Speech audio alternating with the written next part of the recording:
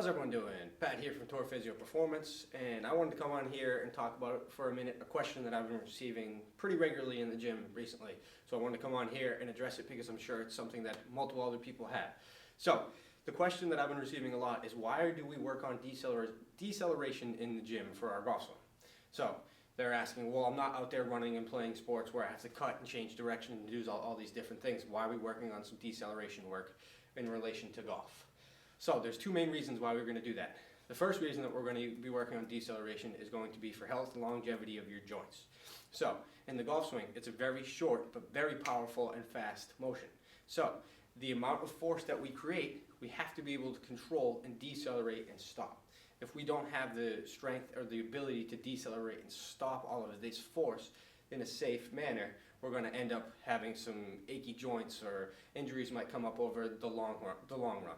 So that's the first reason. We want to stay healthy. We want to be able to play throughout our long season. We want to be able to play comfortably and not have aches and pains throughout our season. So we need to be able to decelerate all the force that we're creating from the top to try to hit these big long bombs off the tee. So that would be reason number one.